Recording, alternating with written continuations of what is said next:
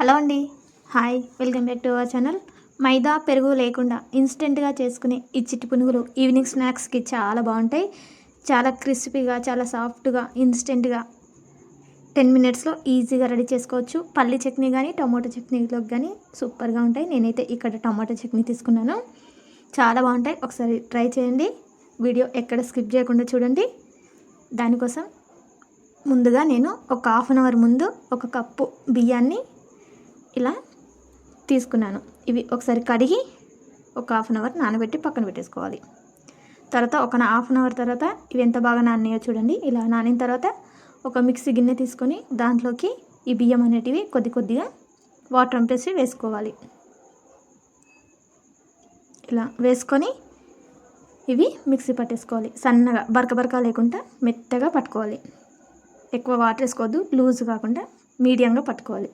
ఇలా మిక్సీ పట్టేసుకొని మళ్ళీ వేరే గిన్నెలోకి తీసుకోవాలి. తర్వాత నేను ఇక్కడ 2 ఆలుగడ్డలు ఉడకబెట్టి తీసుకున్నాను.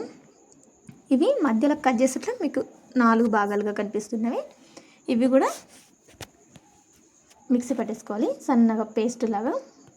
తర్వాత ఈ బియ్యం పిండిలోకి ఈ ఆలు కూడా పట్టేసింది దాంట్లో వేసుకోవాలి. సన్నగా కట్ చేసుకున్న ఉల్లిపాయలు, సన్నగా కట్ చేసుకున్న కొత్తిమీర వేసుకొని ఒకసారి ఇలా కలిసేటట్లు బాగా కలుపుకోవాలి. మొత్తంగా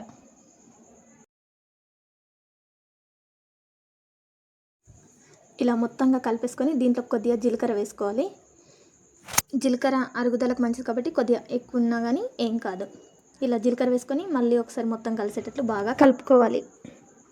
ఇలా మొత్తంగా కలిపేసుకొని దీంట్లోకి రుచికి సరిపడా ఉప్పు వేసుకోవాలి. సోడా వేయాల్సిన అవసరం లేదు. చూడండి, పిండి ఈ విధంగా ఉంటే పర్ఫెక్ట్గా వస్తాయి.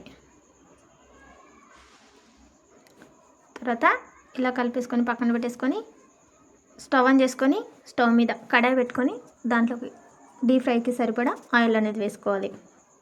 ఆయిల్ బాగా హీట్ అయిన తర్వాత దీంట్లోకి ఇలా ఒకటొకటిగా చిన్న చిన్న పునుగుల్లాగా ఇలా వేసుకోవాలి. కొద్ది కొద్దిగా చూడండి, ఉబ్బుతున్నవి, ఇవి లావుగా అవుతున్నాయి కదా.